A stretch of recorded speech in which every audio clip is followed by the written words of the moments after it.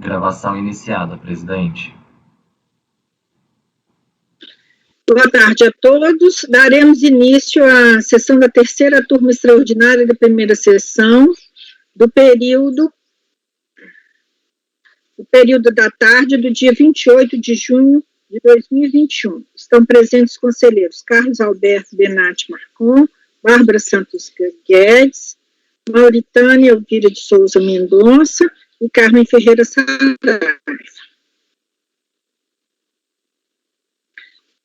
O item 9, ele foi retirado de pauta, tá? Processo 10.880.734.952/2018-53, Central Islâmica Brasileira de Alimentos Halal Limitada. E o próximo item será o item 10. Então, eu estou pregoando o processo da minha relatoria, de número 11.080.722.070/2018-23, Macroservice Técnica Comercial Limitada. Por favor, Fabimar, pode convocar a doutora Juliana Carone Sanguinelli.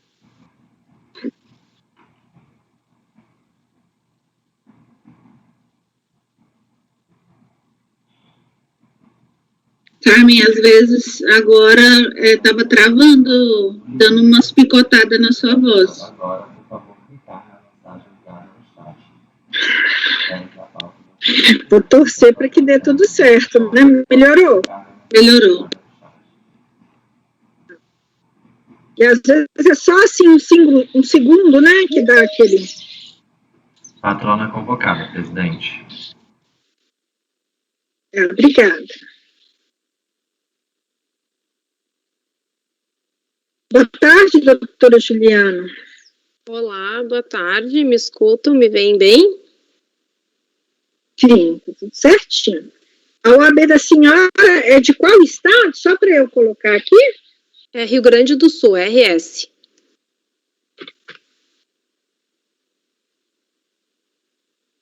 Então, doutora Juliana, desculpe a pronúncia, tá?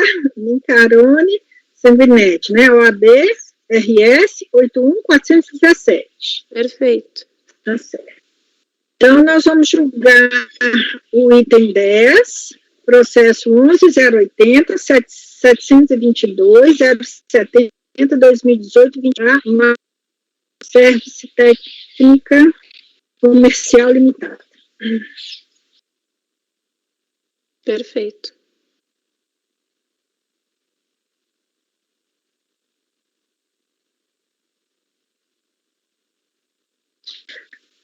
Eu começo com o relatório. A recorrente optante pelo Simples Nacional foi excluída pelo ato declaratório DRF Porto Alegre, Rio Grande do Sul, número 2, de 23 de janeiro de 2018, com efeitos a partir de 1º de janeiro de 2013, motivados pelos seguintes fundamentos. Fica excluída do Simples a pessoa jurídica com base por ter sido constituída por interpostas pessoas, conforme inciso 4 do artigo 29 da Lei Complementar 123 de 2006. Os efeitos, né, da exclusão, a partir de 1/1/2013, na impugnação, teve um acórdão, a partir da impugnação foi proferido um acórdão da 5ª turma da DRJ Juiz de Fora, Minas Gerais, em que a manifestação de inconformidade foi julgada improcedente. O recurso voluntário, como a doutora está presente, eu vou passar para a senhora fazer a sustentação oral dos fatos, né, de todos os fundamentos do recurso voluntário. Passo a palavra à senhora. Perfeito, muito obrigada. Então, boa tarde a todos. Inicio cumprimentando a mesa, então, na pessoa da doutora Carmen Ferreira Saraiva, que é relatora do presente caso. Trata-se de processo administrativo envolvendo a exclusão da hora recorrente, a empresa Macroservice Técnica Comercial, do regime do Simples Nacional pelo período mais agravado de 10 anos a contar da suposta infração praticada. Como bem relatado, o acórdão da 5ª turma da DRJ julgou improcedente a manifestação de inconformidade apresentada, mantendo a exclusão do regime, tendo como fundamento os argumentos que foram trazidos no parecer de representação fiscal, em especial de que a empresa integraria um grupo econômico e de que foi constituída por interposta pessoa.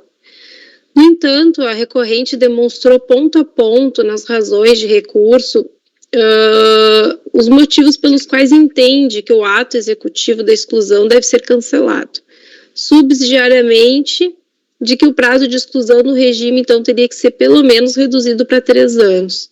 De forma bem breve, né, o que restou demonstrado nos autos e, inclusive, com a juntada de documentação probatória, né, que os elementos apontados pela fiscalização representam meras provas indiciárias, que não podem ser adotadas como fundamento para a exclusão do Simples Nacional, conforme dispõe o próprio decreto artigo 9º do decreto 70.235. A análise detida do caso revela que a recorrente possui sim autonomia e independência com relação às suas atividades. A empresa RM Locações, com a qual concluiu a fiscalização que haveria sido formado um grupo econômico, foi idealizada inicialmente pelo patriarca da família Augustinho, o Sr. Rudimar. Os filhos, Leonardo e Juliana, eles cresceram nesse ambiente familiar às voltas da empresa RM Locações. Com a expansão do empreendimento e o envolvimento dos filhos cada vez maior, crescidos já e se envolvendo no negócio da família, em 28/4, em abril de 2013, eles passaram a exercer funções de gerência e administração na outra empresa, na RM Locações. Mas em 2018, o filho, Leonardo, já bem independizado da família, resolve se retirar da empresa RM Locações e abrir em conjunto com a mãe a empresa Macroservice. Então, nunca se negou no processo que, em razão da relação familiar que existe, os sócios se ajudam mutuamente e são parceiros comerciais, mas não se trata de uma mesma atividade ou de uma extensão de atividade, mas são atividades complementares. O liame biológico entre os familiares, né, que foi apontado pela fiscalização, por si só não tem o condão de afastar a autonomia e a independência de cada um dos empreendimentos, que possuem personalidade jurídica própria, que têm identidade própria, inclusive, como inclusive é reconhecido por alguns precedentes do próprio Poder Judiciário que foram indicados no recurso. Então, assim, é inverídico o fundamento adotado pela fiscalização de que as empresas teriam o mesmo ramo de atividade.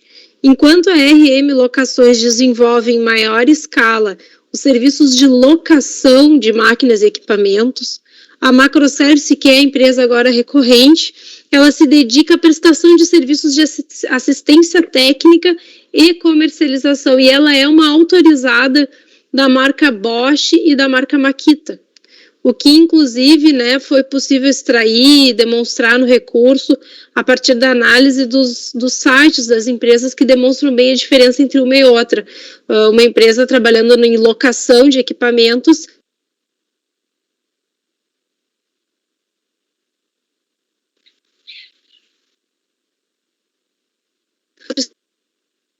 na realidade é com relação ao nome fantasia, que foi utilizado como fundamento pela fiscalização.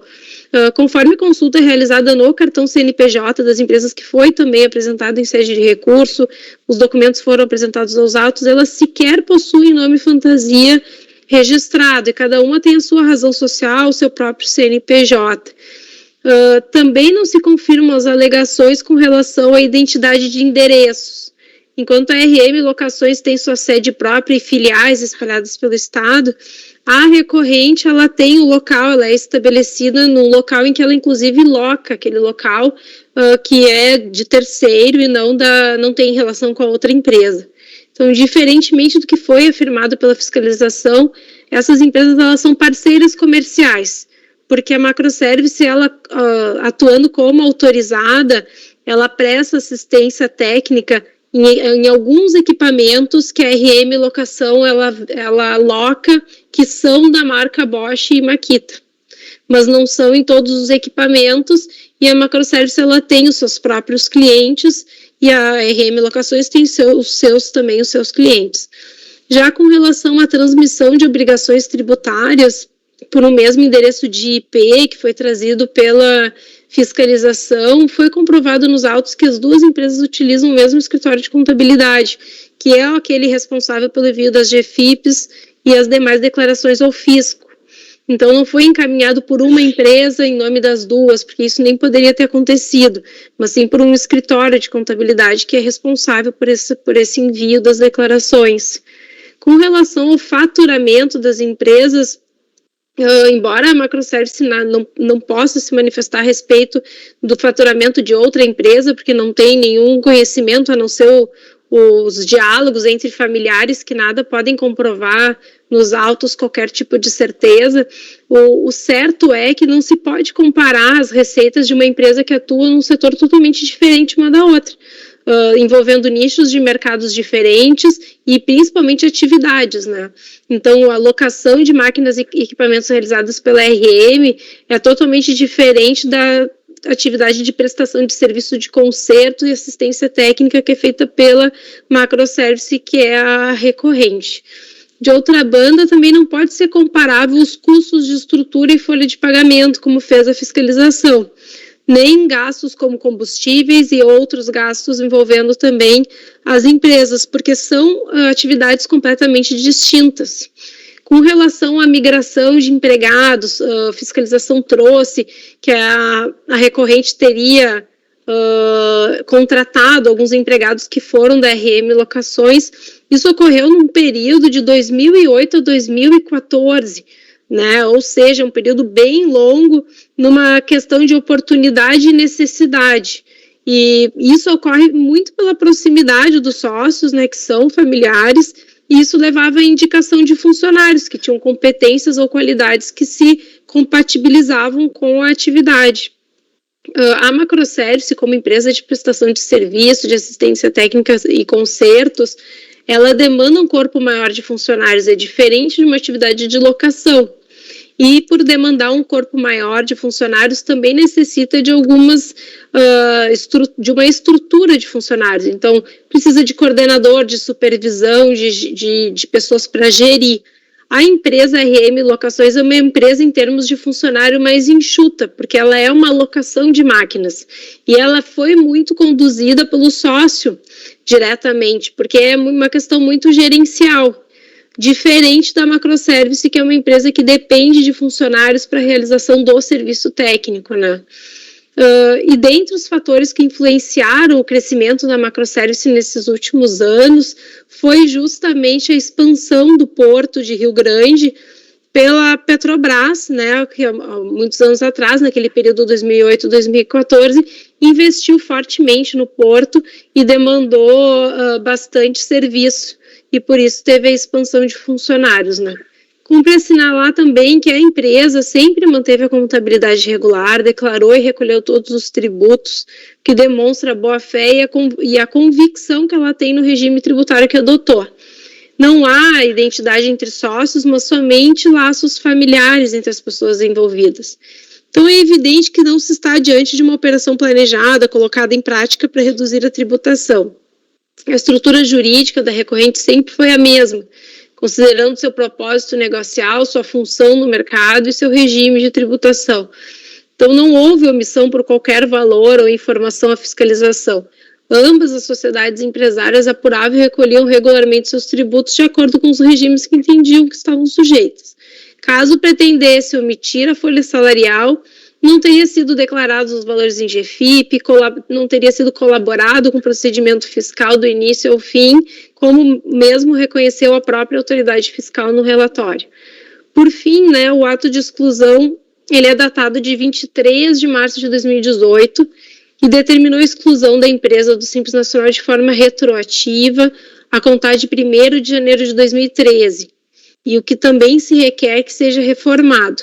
Conforme demonstrado, não houve qualquer intenção do contribuinte em lesar o fisco. Não se verificou qualquer hipótese para a retroatividade dos efeitos, especialmente porque a recorrente sempre agiu pautada na mais estrita boa-fé, cumpriu com suas obrigações fiscais e recolheu sempre em dia os seus tributos. Subsidiariamente, requer a recorrente que, dado todo esse contexto que foi exposto acima, que se aplique a regra prevista na Lei Complementar 123 de exclusão de prazo de 3 anos e não a sanção mais gravosa de 10 anos, haja vista que não foi demonstrada a utilização de um artifício, um ardil ou qualquer outro meio fraudulento de levar a fiscalização em erro. Então, essas são as razões pelas quais a recorrente entende que deve ser cancelado o ato, requerendo, então, a procedência do recurso que foi apresentado. Muito obrigada pela atenção de todos.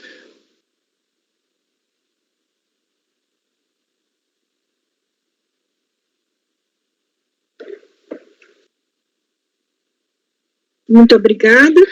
Agora eu vou passar o voto.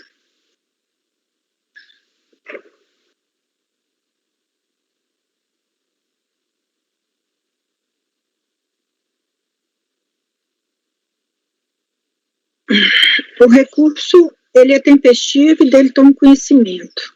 Sobre a nulidade dos atos, né?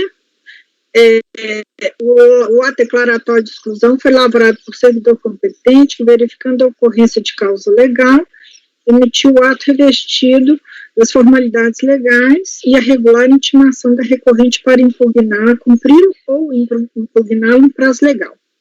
A decisão de primeira instância está motivada de forma explícita, clara e congruente, inclusive com base no princípio da persuasão racional do artigo 29 do decreto 70.235 de 72.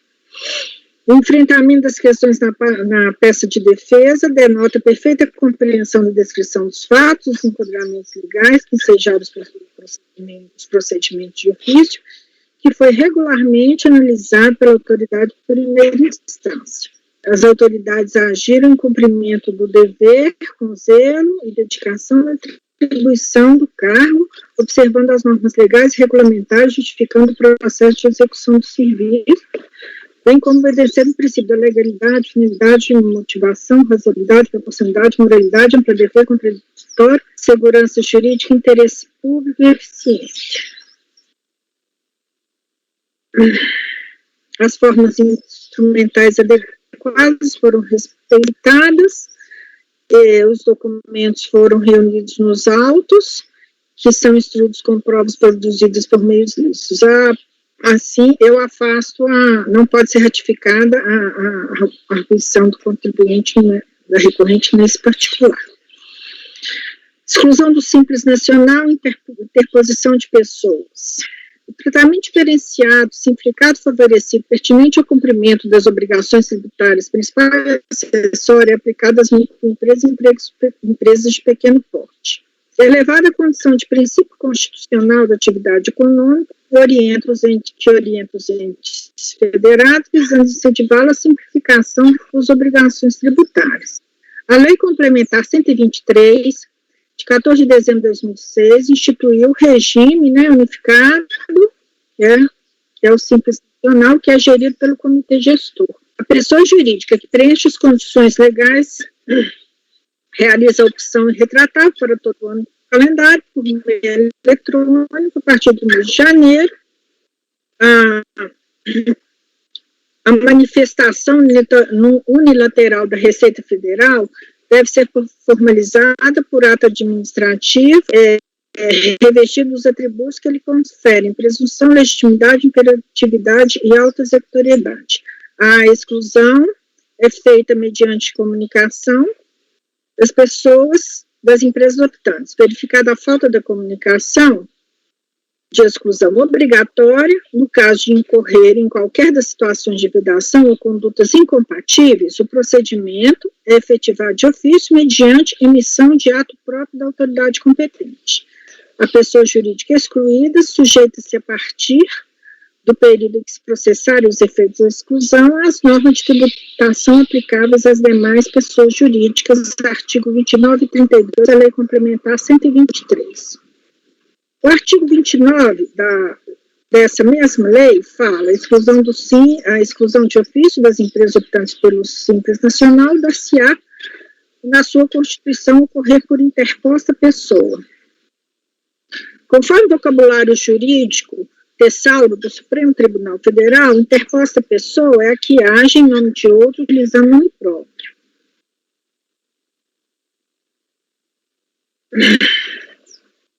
Eu cito a lei 10 com o Código Civil, né, do artigo 67, sobre os negócios jurídicos, e a lei 4502, que fala o que é conluio, né, que no caso aqui é a interposição de pessoas. Definição legal, né? Sobre a formação de grupo econômico, o parecer normativo da COSIT da Receita Federal número 4, de 10 de dezembro de 2018, esclarece: grupo econômico irregular. Foi o nome, né, assim, a denominação que o parecer normativo deu no caso, quando há irregularidade, né, no grupo econômico. Ponto 20, né, item 20. O primeiro questionamento da consulta interna exigeu o presente parecer foi a admissão da responsabilização solidária, fala sobre a jurisprudência e a doutrina,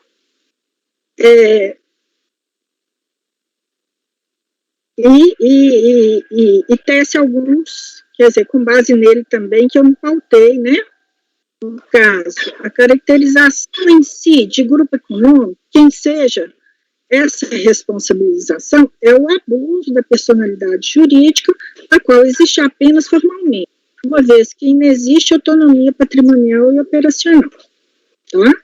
Foi o ponto mais importante que eu tirei desse parecer. Eu adotei como meus fundamentos de decidir, com base no parágrafo 3º do artigo 57 do Regimento Interno do CARF, eu adotei a todos os fatos, né, os fatos e as provas trazidas aos autos, né, junto com a representação fiscal de exclusão do Simples, número 2 e 50, cujos fundamentos de fato e de direito, amparados no conjunto probatório de folhas 52 a 481, são acolhidos de plano nessa segunda instância de julgamento. O presente relatório tem como objetivo demonstrar os fatos e atos constatados no procedimento da fiscalização, visando fundamentar o ato declaratório. Conforme demonstrado adiante, a fiscalizada Macroservice Técnica Comercial Limitada, ela é optante pelo Simples Nacional, administrada através de procurações públicas pelo mesmo sócio-administrador da empresa RM Locações de Equipamentos Limitada, constituindo-se num grupo familiar, sendo a empresa a recorrente, né, constituída por interposta pessoa, motivo da exclusão do Simples. Então, verificamos aqui, nesse primeiro ponto, a procuração pública, que dá ao sócio administrador dá os poderes para administrar as duas empresas. A empresa fiscalizada, ela tem filial, ela está nesse endereço General Emílio Lúcio Esteves, 324, loja 1, tá, em Porto Alegre. A natureza jurídica dela é locação e assistência técnica de máquinas, acessórios, ferramentas e equipamentos elétricos, bem como ela entrega em nota frete. No KNAI, né, eles especificam os KNAIs. A recorrente optou pelo Simples. Então, em 1 de 2007, ela ingressou no Simples por, 1 de 7 de 2007, né, foi por migração automática. O próprio sistema migrou do Simples Federal para o Simples Nacional.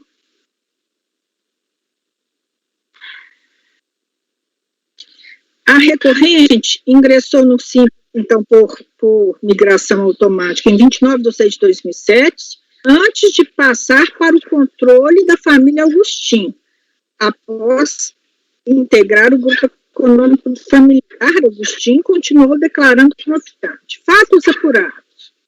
A recorrente e a empresa RM Locações de Equipamentos Limitada, não optante pelo Simples, estou falando, a RM, ela não era optante pelo Simples, só a recorrente. Integrava um grupo econômico administrado pelas mesmas pessoas da família Augustin. Trata-se de uma única empresa. A empresa RM adquiriu a empresa recorrente em 25 de 3 de 2008, quando a senhora Vânia Agostinho e o senhor Leonardo Agostinho tornaram-se únicos sócios. Tem o mesmo ramo de atividade. Um dos quinais secundários da Microservice é o mesmo quinai principal da RM. Ambas as empresas com o mesmo objeto social, as mesmas atividades e serviços. Em 4 de 3 de 2009, a recorrente altera seu contrato social e passa a adotar o nome de Fantasia RM Locações, que já, da empresa RM Locações, que já tinha adotado em 24 de 3 de 2008. Tem um dos estabelecimentos no mesmo endereço da filial 1 da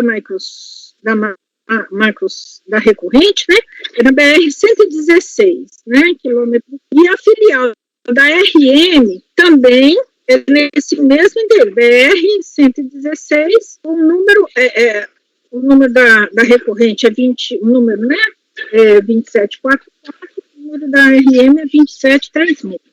Conforme alterações de contrato da empresa RM, em 21 de 2 de 2005, ela abre a filial 1 da BR-116, em Novo Hamburgo. E em 18 de 5, altera seu endereço da filial 1 para a BR-116, número 2736, em Novo Hamburgo. E a empresa Microservice, a recorrente, conforme a alteração contratual em 4 de 3 de 2009, abre a filial 1 BR-116, número 2744, em Novo Hamburgo, que também passa a adotar o nome de Fantasia RM Locações. Nas informações ao público na internet, no site da empresa RM Locações, a empresa informa sua filial em Caxias, no endereço Rua Hilário dos Santos Pasquale, número 71. Sendo que nas alterações contratuais da RM não localizamos alterações, mas na alteração contratual da recorrente, em 10 de 2 de 2010, é aberta a filial 2 nesse mesmo endereço. Neste mesmo site divulgado na internet, a RM divulga que essa empresa adquiriu a empresa recorrente, especializada em manutenção de ferramentas. As duas empresas têm o mesmo telefone em cadastro. As duas empresas têm o mesmo escritório de tablet, entregues, sendo assim mesmo contador. Enquanto que a RM tem maior receita e um número de funcionários bem maior, a recorrente o tem em número de empregados tem maior número de empregados e menor receita bruta. Houve uma migração de funcionários da RM para a recorrente, após a aquisição da empresa pelo grupo. São duas empresas, são basicamente o mesmo, o Código Brasileiro de Ocupações, Trata-se de uma única empresa, sendo que a recorrente, interposta da RM, ela foi aberta uma fiscalização na RM, com diligência fiscal vinculada à empresa recorrente, para lançar as contribuições patronais previdenciárias. Aí ele vem falando das intimações. a fiscalização fez toda uma intimação, né, teve termo de início de fiscalização, que foi recebido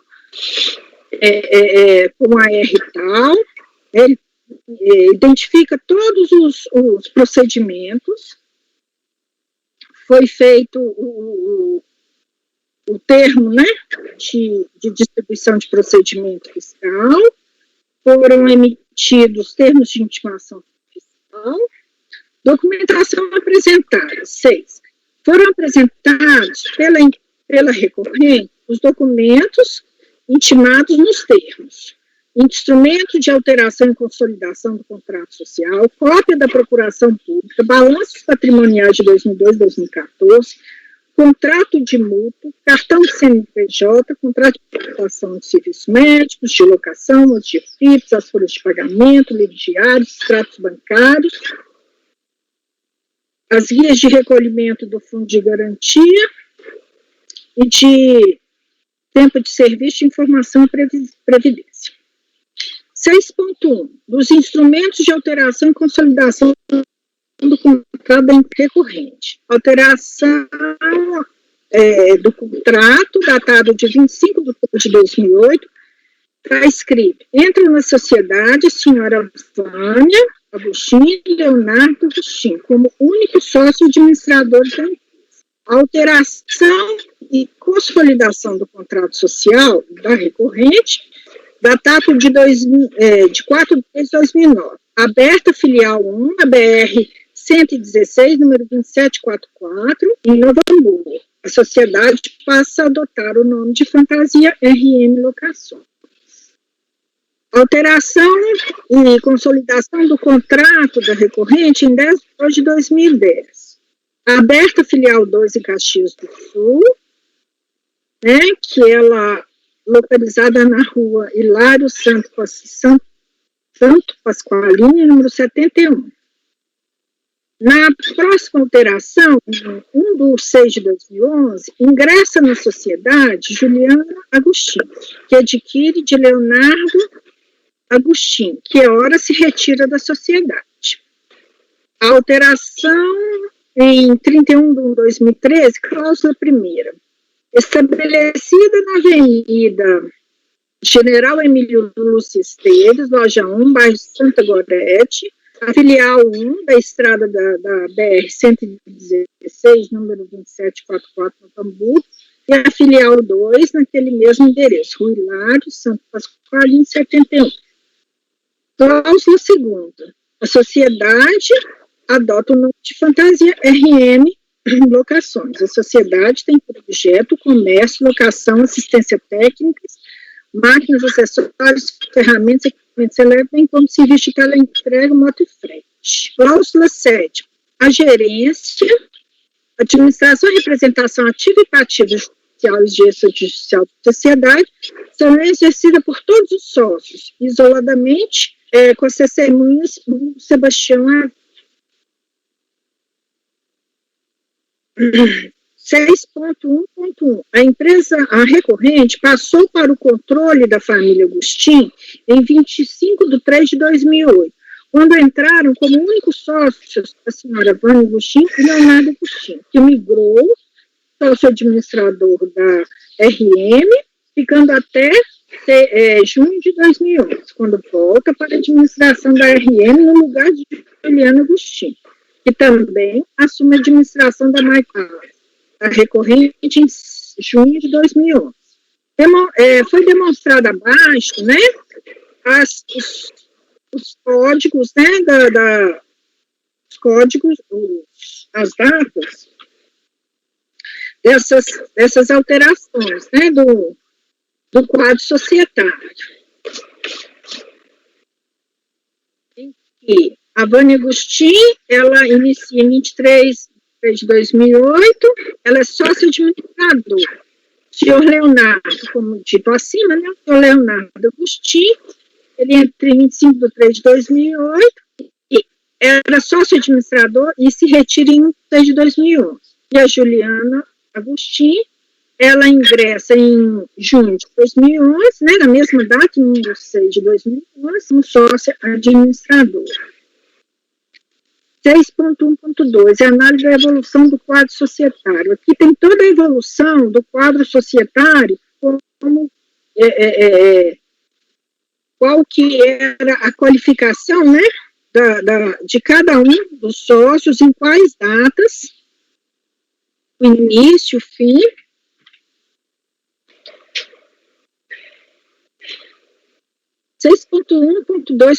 Conforme o contrato, as empresas RM e a recorrente, o objeto social das duas empresas são o mesmo. A sociedade tem como objeto comércio, locação, assistência técnica de máquinas, acessórios, ferramentas, equipamentos elétricos. Registro também que, a partir de janeiro de 2013, as duas se incluem no serviço de teleentrega e motofrete.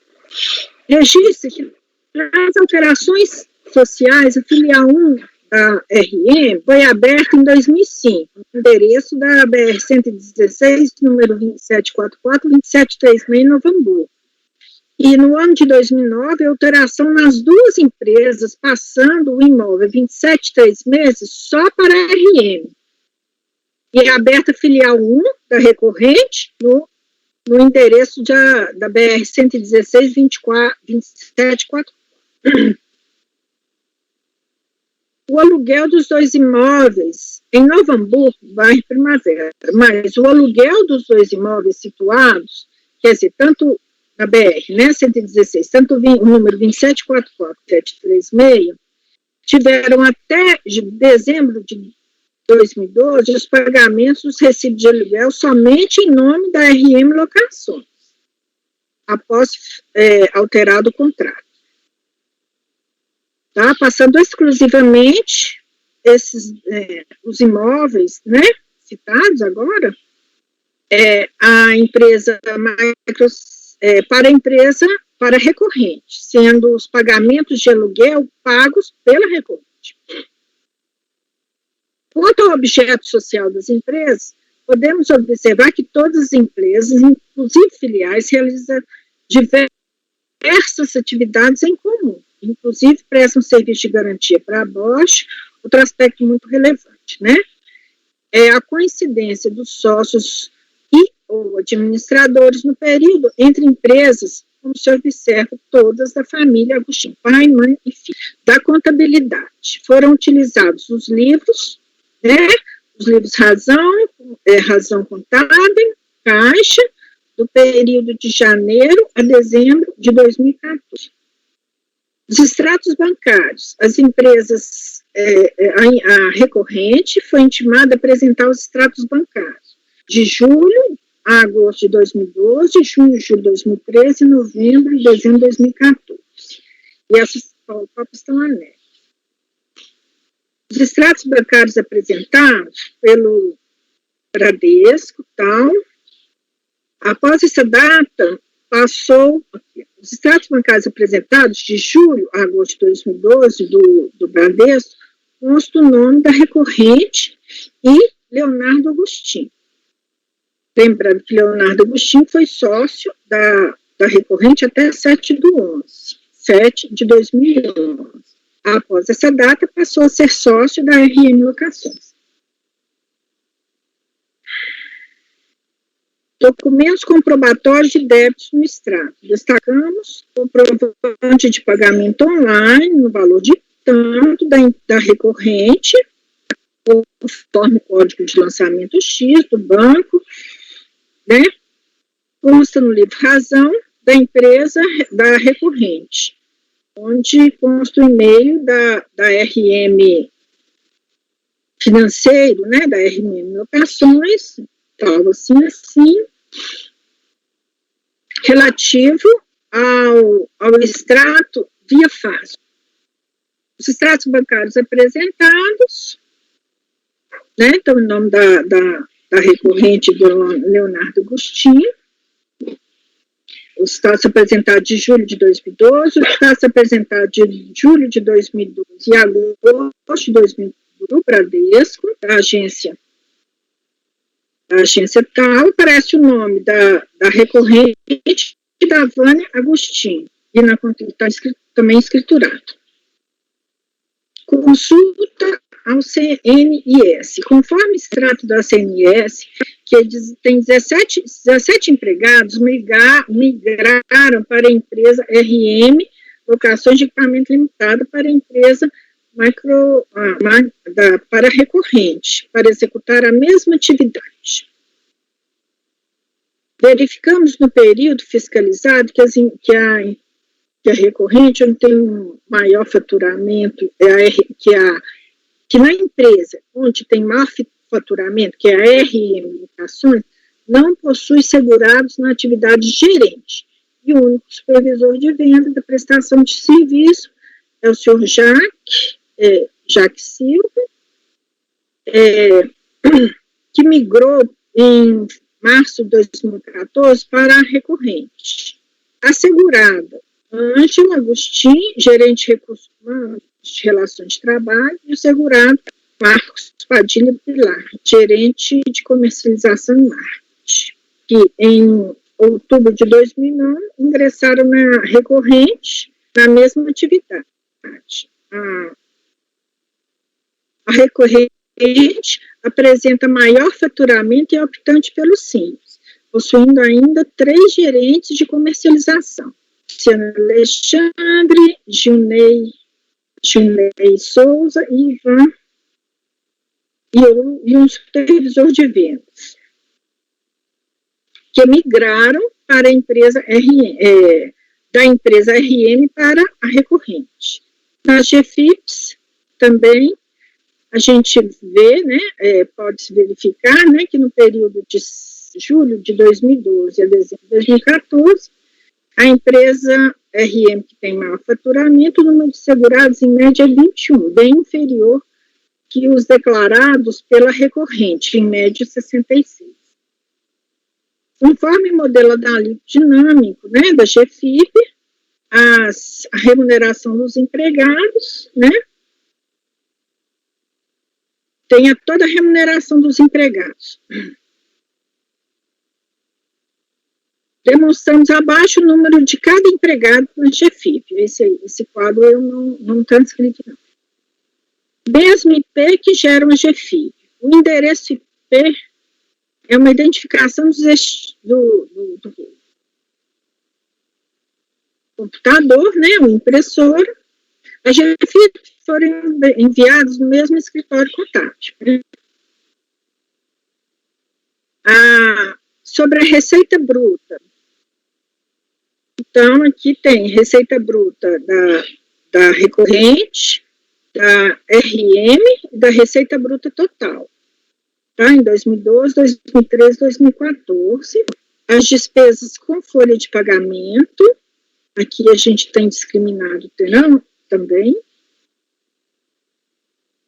Verificamos nas informações de folha de pagamento, salário, que no período 2012 e 2014, declarado em GFIP, na empresa, na recorrente, optante pelo Simples, no código 2 de optante pelo Simples, sem calcular as contribuições previdenciárias e patrimoniais, o número de empregados, as folhas de pagamento, é bem superior na empresa RM, e que a receita bruta da recorrente apresenta valores praticamente no limite da receita bruta para manutenção no Simples, sendo que a RM, que não é optante pelo Simples, possui um número maior de empregados em valores de receita bem superior, um número menor de empregados, porém com receita bruta superior, sendo as duas empresas na realidade do mesmo econômico, e com o mesmo administrador, considerando a receita bruta total das duas empresas, essa receita bruta extrapola o limite de manutenção do Simples. Aí vem os autos estão instruídos também com os documentos de caixa, né, sobre a solicitação de férias, sobre o aviso de férias, todos, vários outros documentos, né, do sócio,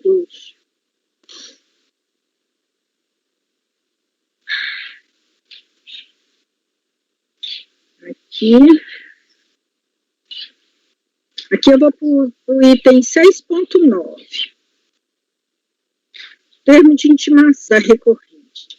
A recorrente foi intimada a apresentar os recibos de pagamento, documento e autorização de férias dos seus empregados.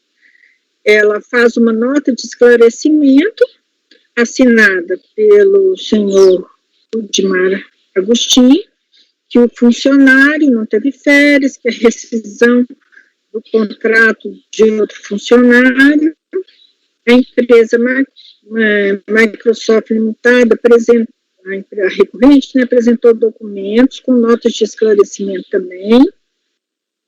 Então, item 6.9.2, os documentos apresentados pela empresa, analisados recibo de pagamento de férias, de crédito de empregado.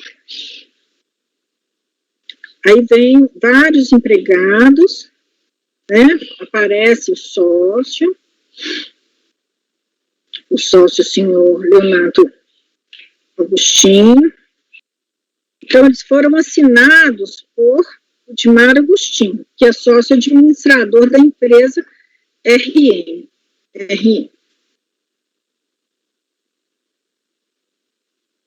Também, outras férias foram assinadas pelo vários, né, avisos de férias, né, foram assinados pelo sócio-administrador da RM. Teve pagamento incluído pelo usuário, né? Teve pagamento, ele tinha um acesso, né? Em 31 de julho de 2013, pelo usuário Leonardo Agostinho, sócio-administrador, relativo a esse período de 2013. Teve o aviso de férias também, foi assinado pelo Rudimar Agostinho, sócio-administrador da RM, pela empresa e crédito funcionário, tem vários comprovantes de que, nesse sentido, né, de que pela recorrente assinou o sócio administrador da RM Locações. Em várias ocasiões, no termo de verificação, né, do relatório, rescisões de contrato, férias. Agora vamos aos contratos de multa. No termo de intimação fiscal 2, intimamos a recorrente a apresentar o contrato de multa, sendo apresentado cópia nessa um contrato de multa que, de um lado, mutuante a recorrente e representada pela sua diretora, e do outro lado, Rudimar Agostinho, com 3 cláusulas. Primeira, habitualmente o mutuário tem aportado ao mutuante de forma não onerosa diversos valores através da conta corrente específica, resultando num crédito a favor do mutuário, compreendendo-se ambos a aportar recursos financeiros de forma recíproca. Sabe? Essa reciprocidade no contrato de mútuo. Doravante, os aportes realizados poderão ser caracterizados onerosos em razão da remuneração idêntica à poupança e o valor do contrato 120 meses.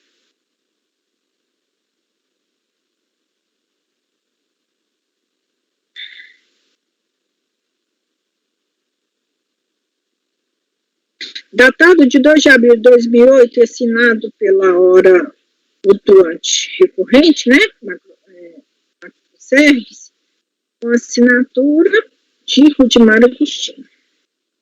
Considerações sobre o contrato de multa. As conclusões da fiscalização, né, foram as seguintes: a assinatura não identifica o nome CPF do mutuante, quer por semelhança, verificando se tratar-se da sócia administradora da recorrente, da hora recorrente. O que mostra nos lançamentos contábeis é diferente do que consta no contrato, pois, na realidade, o mutuante é o senhor Rudimar Agostinho, quem empresta dinheiro para a recorrente. Ainda de forma onerosa, o que denota facilidade no negócio, pois não encontramos no mercado financeiro condições sequer próximas a isso. No período analisado, não verificamos pagamento de juros do empréstimo.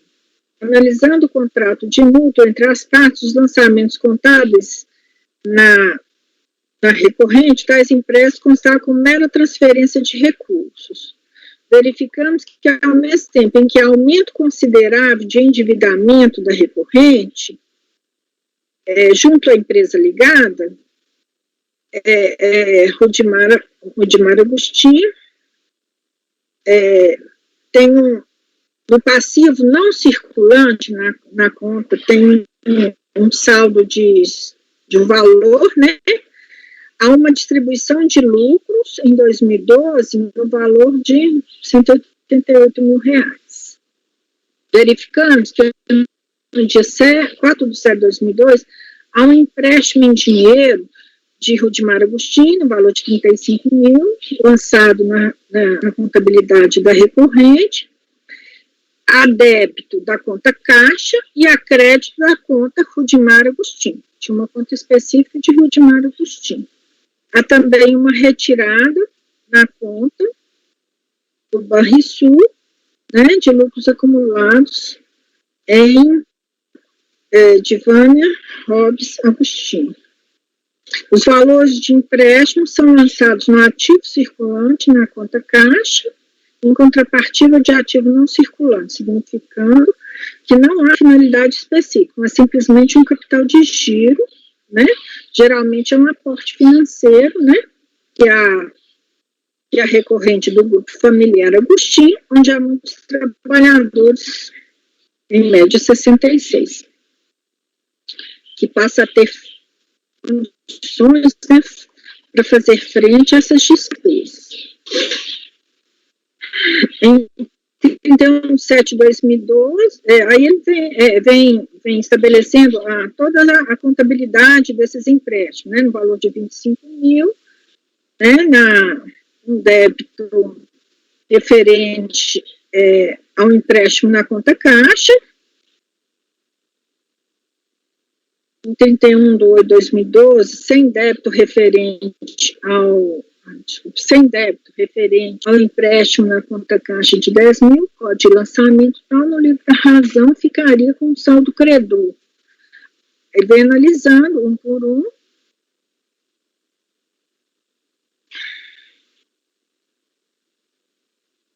para chegar à conclusão da evolução do passivo não circulante no valor de 2012 e 2014. Então, no ano de 2012, da hora recorrente, né? Um passivo não circulante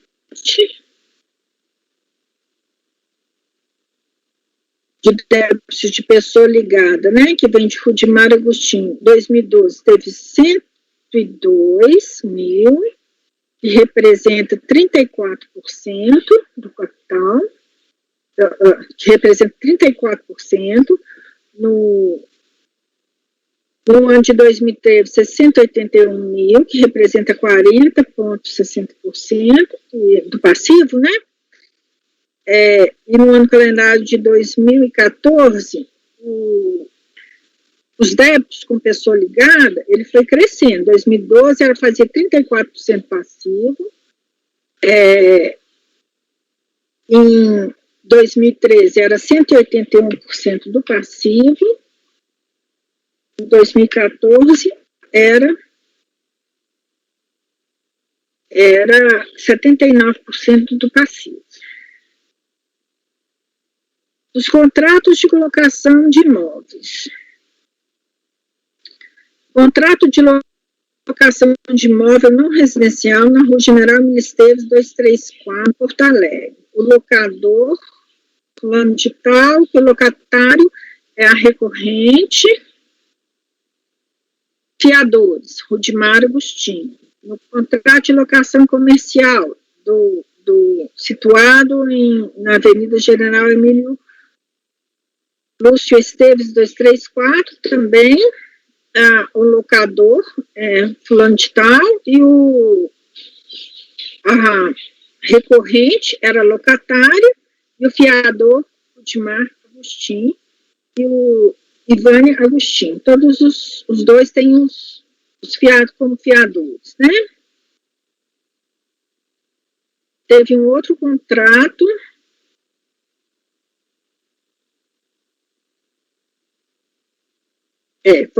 foram vários contratos desse aqui da Avenida General Emílio. Teve um aditamento desse contrato, em que o locatário, situado na BR-116, número 2736-2744, como locador Bruno Ritter, casado com Lili Ritter, e de outro lado teve locatário RM Locações. Nesse contrato, ajustaram as partes e alteraram o presente contrato de locação exclusivo para fim de concordar a retirada da RM como locatário, em seu lugar admitir a recorrente. Assinaram o senhor Rudimar Agostinho e a senhora Vânia Agostinho. Teve aditamento desses contratos. Todos eles confiadores. Rudimar Agostinho e Vânia Agostinho. Tem estabelecendo aqui todos vários contratos de locação em que sempre está o locatário a recorrente, tendo como a assinatura nesse contrato de locação do imóvel do pavilhão não residencial na Rua Hilário dos Santos Pascoal 71, a recorrente representada por Vânia Agostinho e Leonardo Agostinho, 2009, né? Consta no contrato a assinatura deles, representantes, no termo aditivo, a Microsoft, a recorrente consta como locatária e também são fiadores as mesmas pessoas físicas. Do endereço, as empresas RM Locações de Equipamento Limitada possuem matriz em Porto Alegre, ambas praticamente no mesmo endereço, na BR-116, número 2744-273000, Novo Hamburgo. Inclusive com pagamento de aluguel de uma empresa para outra, conforme detalhadamente mais adiante. O contrato, aqui, verificamos que nas alterações contratuais da empresa RM não encontramos a abertura da filial de Caxias do Sul, né?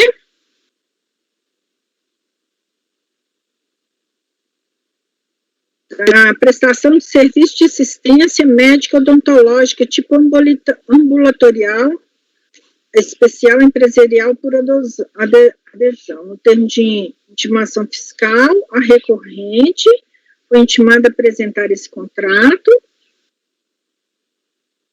dos seus empregados. A empresa apresentou um contrato de setembro de 2007 da empresa RM Locações,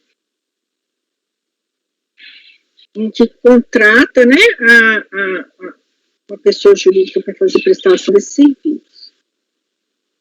No aditivo dele, tem que as partes, né, do contrato, esse contrato de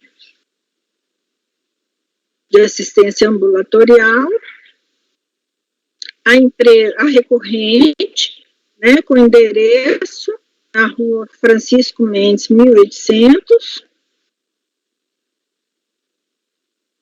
fazem parte do ambas, né? Aqui ele faz um contrato para ambas, tanto da recorrente quanto da RM. Das procurações, em resposta ao termo de intimação número 1, a recorrente apresentou outros documentos, como escritura pública, com as sócias, né? Quando a sócia Vânia Rubens Agostinho, em 8/5/2008, nomeia e constitui seu bastante procurador, Dimar Agostinho, a quem confere poderes para administrar a referida firma, com amplos poderes. Assim, a recorrente passa a administração,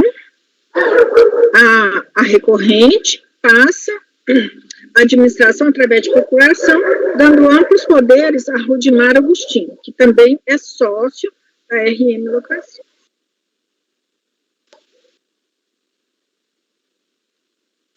Aqui tem a procuração, o número da procuração, qual que é o vínculo, né, a representante e o vínculo. Então, a recorrente tem como representante a Vânia Agostinho, o vínculo, ela é sócia administradora, o número da procuração é 564, o outorgado, Rudimar Agostinho. E a RM Locações tem como representante Rudimar Agostinho, o vínculo dele é um sócio administrador e ele outorga Leonardo Agostinho para a administração da recorrente. A Juliana Agostinho, que é uma sócia da RM, né, pela procuração 576, ela é recebida, é o outorgado, né? Ela outorga para a Vânia Agostinho, que ela é sócia administradora da recorrente. Por escritura pública de procuração conforme livro tal, a recorrente, representada por Vânia Agostinho, nomeia o senhor Dimar Agostinho, a quem confere poderes para administrar a recorrente. A RMM Locações, por escritura pública, está representada pelo sócio administrador Rudimar Agostinho, nomeia e constitui seu bastante procurador, seu Leonardo Agostinho, a quem confere poderes para administrar a referida firma, no caso, a RM Locações. A RM Locações. A Juliana Agostinho, ela para Vânia Agostinho, por escritura pública, conforme livro tal, nomeia e constitui a Juliana, constitui a Vânia Agostinho, né, como sócia, ela é sócia, né, a Vânia Agostinho, ela confere amplos poderes para administrar todos os negócios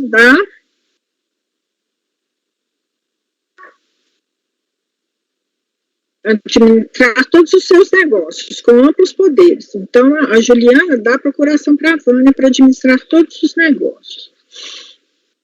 Neste período, de abril de 2008 a julho de 2011, Juliana Agostinho era sócia administradora da RM, transferindo-se para a recorrente em 7 de 2011. Aí fala sobre o site da internet, nas redes sociais, a empresa RM Locações posta seu site na internet, na área de atuação, a RM, aí ela outro. Com o passar do tempo, a empresa, usando o know-how adquirido, está no site dela, né, adquirindo a empresa recorrente, a hora recorrente.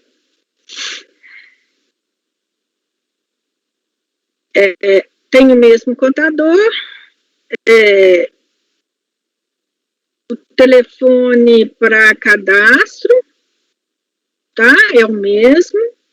Das notas fiscais, ambas as empresas prestam serviço de garantia assistência técnica da Bosch. O mesmo empregado com vínculo trabalhista, né? Ela visa como lançadas e recebidas conforme assinado no corpo das próprias notas fiscais, diversos fornecedores da empresa RM e da hora recorrente. Tem alguns recibos de pagamento nessas mesmas circunstâncias, vários recibos de pagamento nessas mesmas circunstâncias.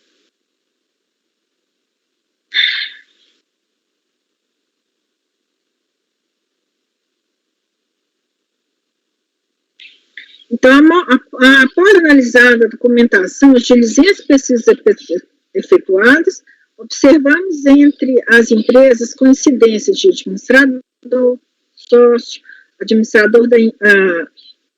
sócio-administrador da empresa RM, efetivamente também administra a recorrente, através de procuração, coincidência de sócios,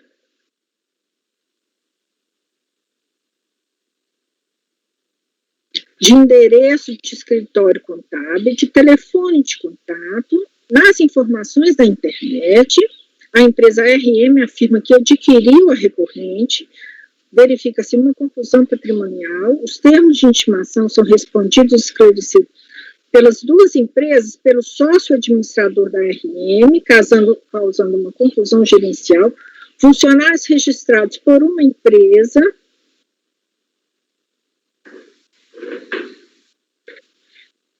do grupo atua em outro, e há uma migração de funcionários, tá?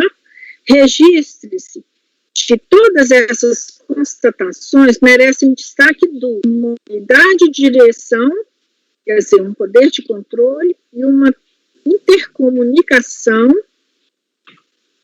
confusão patrimonial, um grupo econômico, tá? Ele cita o artigo 30 da 212, prefeito de GFIP, né, da responsabilidade. Diante de todas essas evidências citadas, no decorrer desse relatório, não restam dúvidas quanto à formação de um grupo econômico. Então, a ação da recorrente teve como objetivo a averiguação, a ação fiscal, né, no caso aqui, tem 7, né? A ação fiscal na recorrente teve como objetivo a verificação de um conjunto de fatos mencionados e amplamente detalhados no relatório fiscal. As condutas supramencionadas têm como pressuposto uma atuação de omissão dolosa, né, por parte dela, e a vontade de atuar no sentido de provocar um resultado que infringe normas jurídico-tributárias. Observe-se a diminuição de quantidade, observe-se a diminuição de quantidade de vínculos empregativos na empresa, RM, e a migração desse vínculo para a recorrente, essa última optante pelo simples, e, consequentemente, aí ele está inferindo que teve uma entrega de GFIP com informações que diminuíram o valor das contribuições. Como amplamente demonstrado anteriormente, o sujeito passivo, ora, né, objeto aqui, que é a recorrente, optante pelo simples nacional, passou o controle total, tá, o seu controle total para o grupo da família Agostinho, quando ingressaram na sociedade como único sócio, Vânia Agostinho e Leonardo Agostinho, e ainda passa uma procuração pública, né, da empresa para Rudimar Agostinho, que também é sócio da RM, a qual possui um número de segurados empregados, menor número de segurados empregados e maior faturamento. Considerando que as duas empresas fossem uma só e analisando só a receita bruta, ela excedeu os limites para manutenção no simples. Aí houve a exclusão do simples, tá? Com base na lei complementar, por conseguinte, o ato administrativo de exclusão do simples dá-se de ofício mediante ato declaratório quando a pessoa jurídica optante ocorrer na sua constituição por interposta pessoa, Circunstância esta, evidenciada pelo acervo fático probatório robusto produzido nos atos, que formam a convicção de que o procedimento de ofício está correto, divergente do entendimento da recorrente, do conjunto de fatos cabalmente provados nos atos, verifica-se que não se trata de mero indício, mas sim de uma efetiva demonstração da subsunção do fato à norma, que tem como consequência a exclusão do simples nacional por interpostas pessoas. Eu concordo aqui, eu faço expressamente, eu utilizo os fundamentos de fato e de direito também da decisão de primeira instância, que faz um apanhado, né, de todas essas circunstâncias. Assim sendo, a decisão de primeira instância está perfeitamente motivada de forma explícita, clara e congruente em harmonia com a legislação de regência. Sobre os efeitos da exclusão, o artigo 29, a exclusão de ofício das pessoas jurídicas obstantes nas hipóteses previstas, né, na hipótese prevista, né, desse artigo, ela produzirá efeito a partir do próprio mês em que incorrida, impedida de ficar no simples por 3 anos. Agora, o artigo 32 vem que as microempresas e empresas de pequeno porte, excluídas do simples, existirá a partir do período que processarem a exclusão. A exclusão do simples produz efeito a partir do mês, a partir do próximo mês de ocorrência do fato, quando a recorrente fica sujeita às normas de aplicação. E aqui eu tenho que acrescentar o de 10 anos. Tá?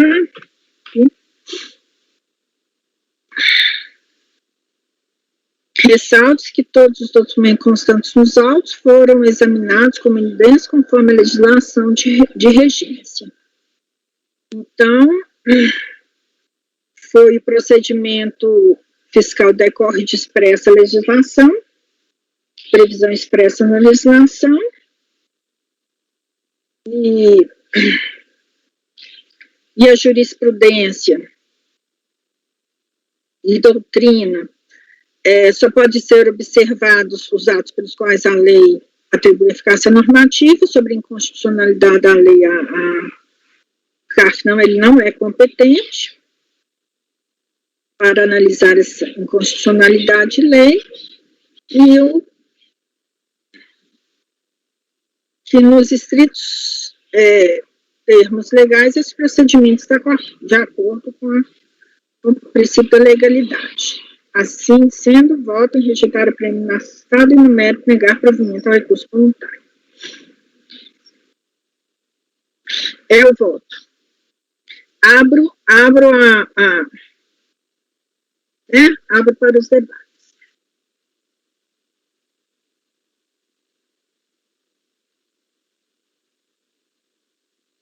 Doutora Bárbara, com a palavra.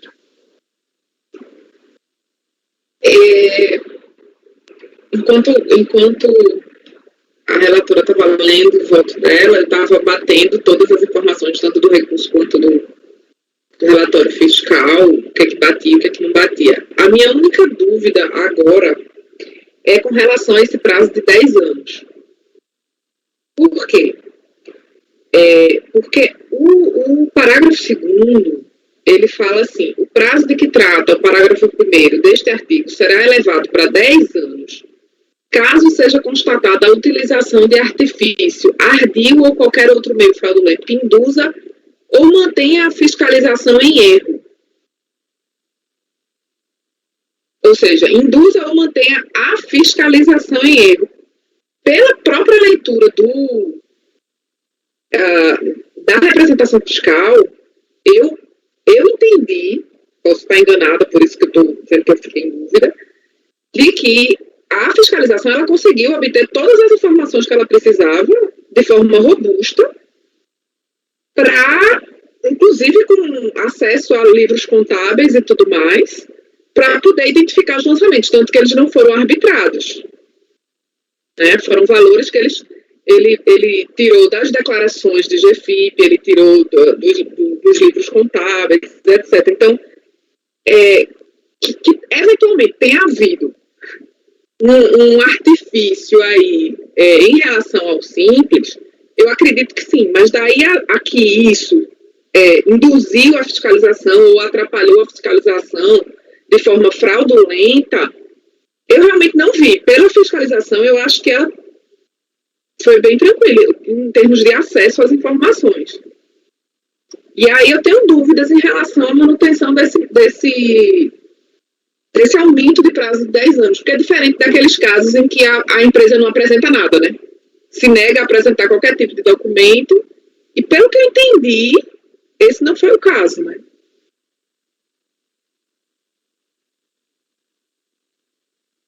Não, houve, pelo que eu vi no processo, houve apresentação. Eu vou passar a palavra para a Mauritânia, e aí a gente vai a palavra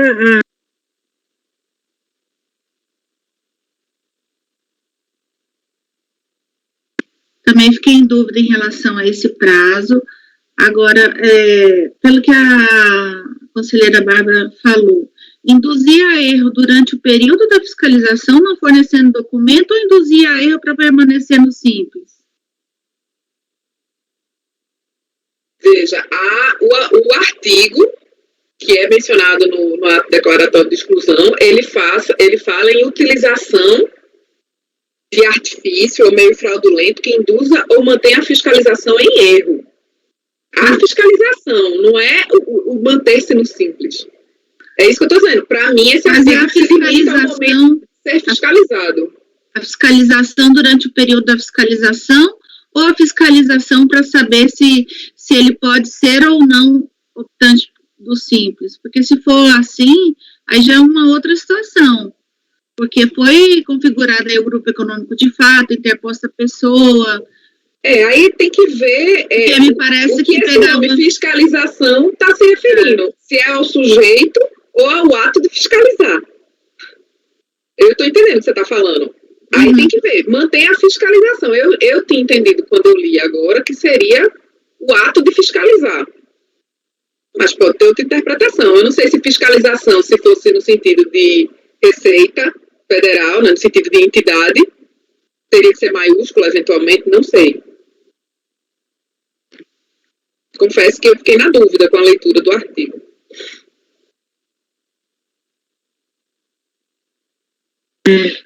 Conselheira Mauritânia, eu vou passar a palavra para o conselheiro Marcon, tá?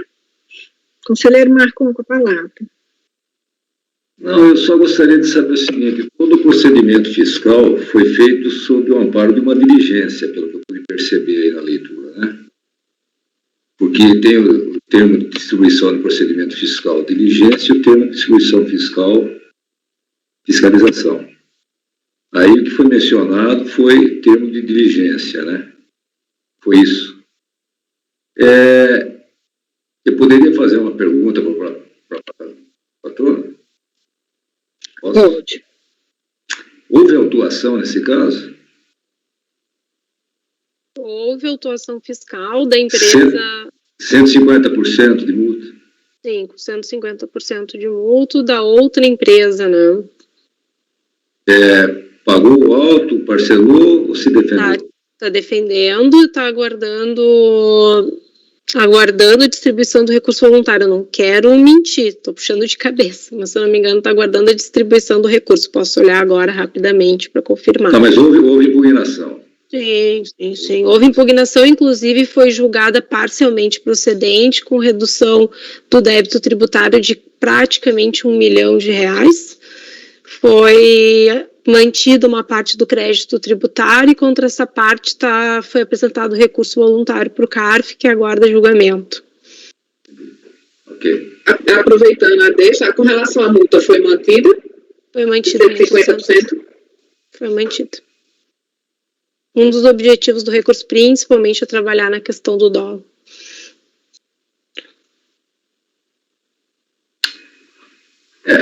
Os fatos relatados aí não deixa dúvida de que trata-se de uma empresa só, isso um grupo. Isso é muito comum acontecer, tá? Eu não tenho dúvida quanto aos fatos narrados aí na representação fiscal, viu, senhor presidente? Eu acho que, para mim, está sacramentado isso. Eu também, contra os fatos, eu confesso também que eu estou muito tranquila nesse sentido. A minha inquietação é só realmente com relação a esses 10 anos, que eu não sei se essa fiscalização se refere ao ato ou à fiscalização em entidade, né? Ente. Bárbara, é o seguinte, pela sua interpretação, o contribuinte teria que negar todos os documentos, a auditoria teria que provar que, além de ele estar negando, ele ainda está sendo ludibriado, para depois de 10 anos. Isso? Não. É o seguinte, isso é uma convicção minha. Eu entendo que, se a partir da documentação que a própria empresa entrega à fiscalização, o fiscal é capaz de identificar tudo que está acontecendo de errado, então eu entendo que não houve, nesse caso, o dolo à fiscalização. Que fique claro que é a fiscalização, tá? Não é o dolo em relação ao que está acontecendo. Por isso que o meu questionamento em relação a esse prazo de 10 anos. Não, é exatamente isso que eu estou refere falando. Você está entendendo a fiscalização ou... Isso aí. Entendeu qual é? Então, você está entendendo exatamente do jeito que eu falei. O fiscal precisa ser ludibriado durante a fiscalização para que se dê 10 anos Ou haja um embaraço à própria fiscalização, né? Não ser ludibriado propriamente, mas dolosamente ela, por exemplo, ela tem livro-razão e não quer entregar. É um exemplo. Ele não está sendo ludibriado, mas ele está... interpretação, tá? Eu acho essa interpretação um pouco... ela é difícil na prática... eu entendo assim, no caso aí, a empresa, por tudo que está sendo relatado aí, não há dúvida que se trata de um grupo. Não há dúvida. E, sendo nesse sentido, eu entendo que ao dolo. Não estamos diante de um planejamento tributário induzido pela legislação. Nós estamos diante de um planejamento tributário em que se pegou uma lacuna na lei. É isso aí. Por exemplo, o planejamento induzido pela legislação seria o seguinte: se quer optar pelo simples, não quer pagar pelo lucro real, você tem condição de optar pelo simples, vai pagar menos imposto, ótimo. Isso é um planejamento induzido. No caso aí, um planejamento usado de maneira artificiosa. Pegou-se uma brecha na legislação, uma lacuna, e eu não tenho dúvida quanto a o que a presidente leu e a relatora está muito bem detalhado. Entendo que a fiscalização foi a fundo mesmo. Então, para mim,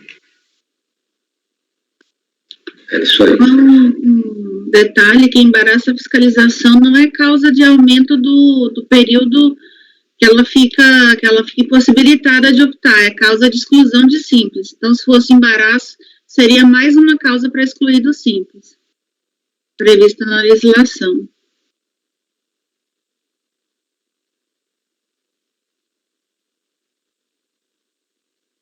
Para esclarecer uma coisinha,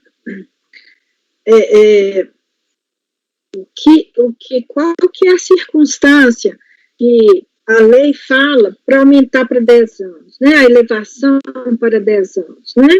Quando constatado a utilização de artifício ardil, né, e fraudulento que mantém a fiscalização em erro, com fim de suprimir pagamento de tributo.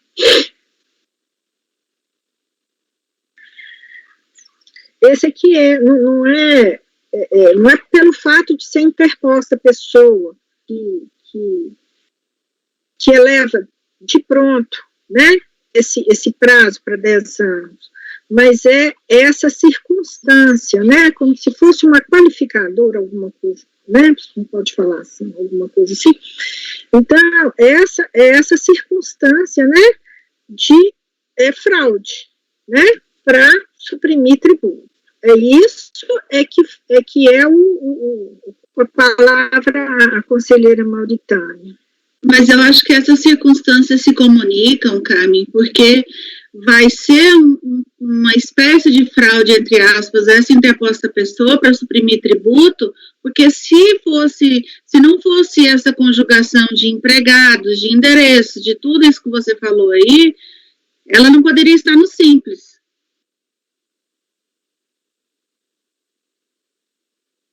Então, eu acho que, de certa forma, se conversa. Eu não estou falando que eu vou votar para que seja 10 anos, não.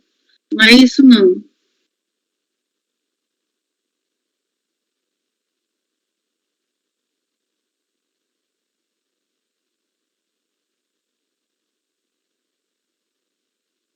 Aqui tem que abaixar a mão, né? Senão não abaixa.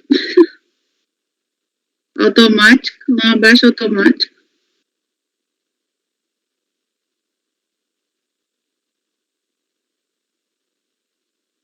Conselheiro Marcos, você gostaria de acrescentar mais alguma coisa? Não, Não, me dou por satisfeito. Se eu puder auxiliar, um minutinho. Eu só queria pedir um minutinho também, Carmen, eu estou lendo aqui as decisões, né?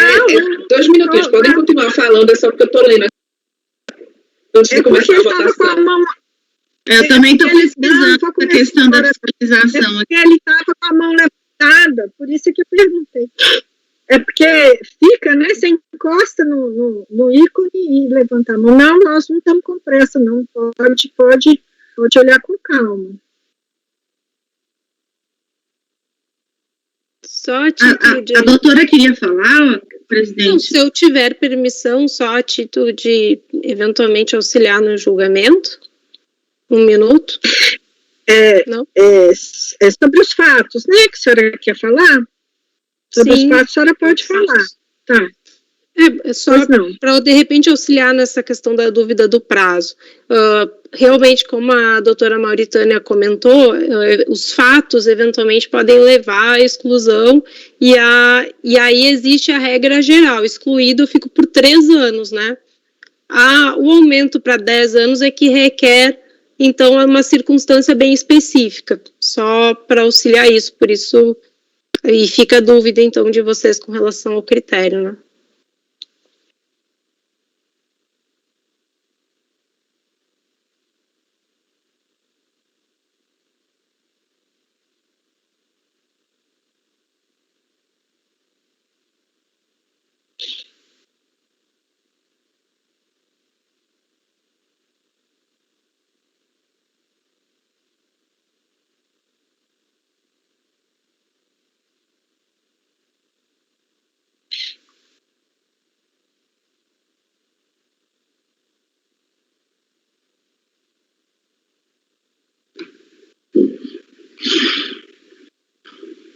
O que me chama a atenção, presidente, é que no auto de infração a multa foi agravada, né? Então, foi constatado fraude.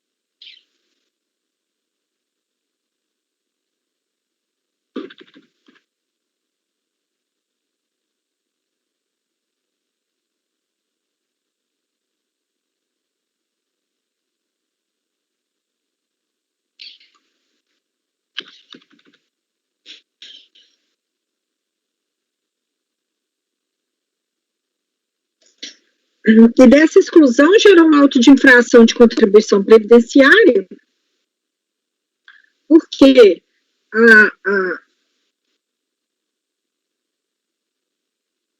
a empresa estava recolhendo pelo Simples, né? Então, teve um auto de infração de decorrência de auto de contribuição previdenciária, né? É isso que você perguntou, né, Mauritano? Isso. O auto de infração, né?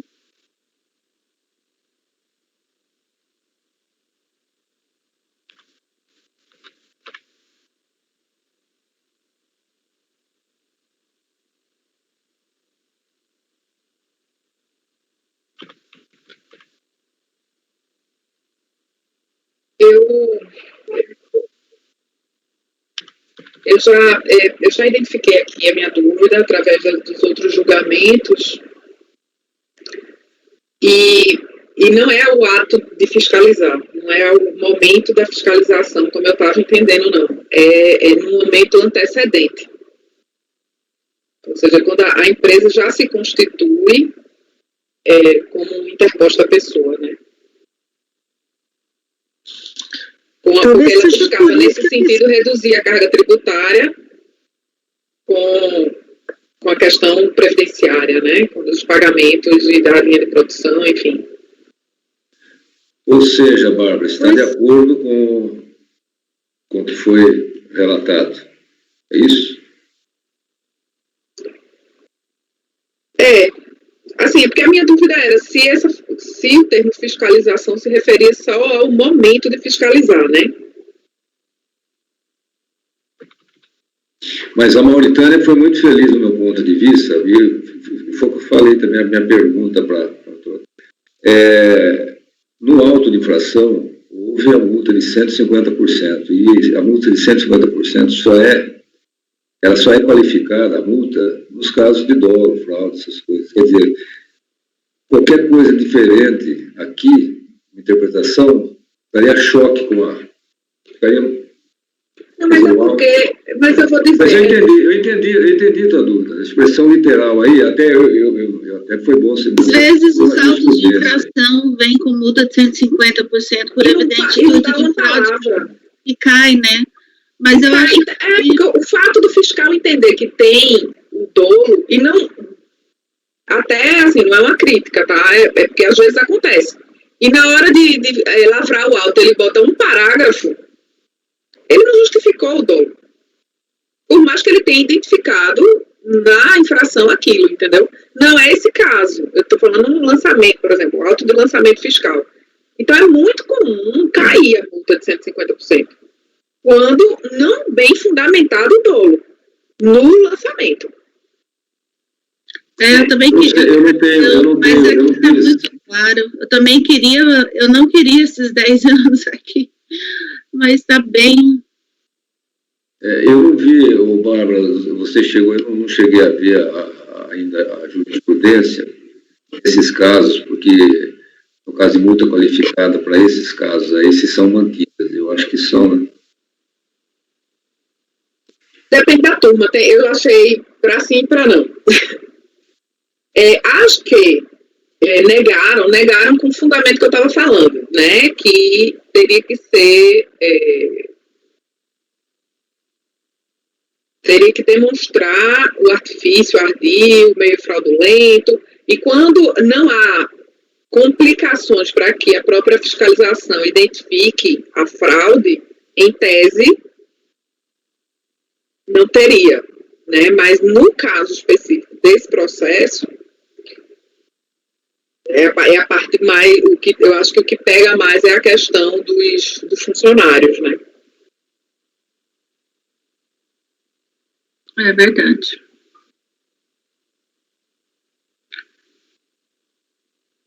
Formamos nossa convicção, então? Alguém tem mais algo a acrescentar? Já está amadurecida o debate já está amadurecido para julgamento?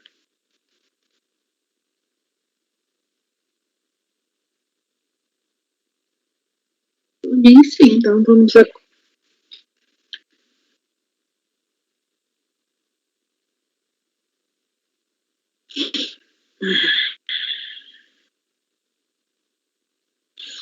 Então, encerramos os debates, iniciaremos a votação.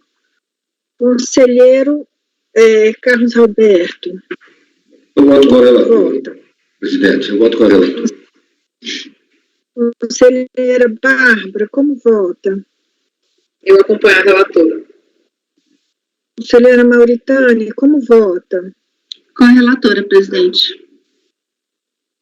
Acordam os membros do colegiado por unanimidade de votos em rejeitar a preliminar suscitada e, no mérito, negar provimento ao recurso. Agradeço a participação da doutora. Obrigada, Muito obrigada. pela atenção. Bom dia de trabalho. Obrigada.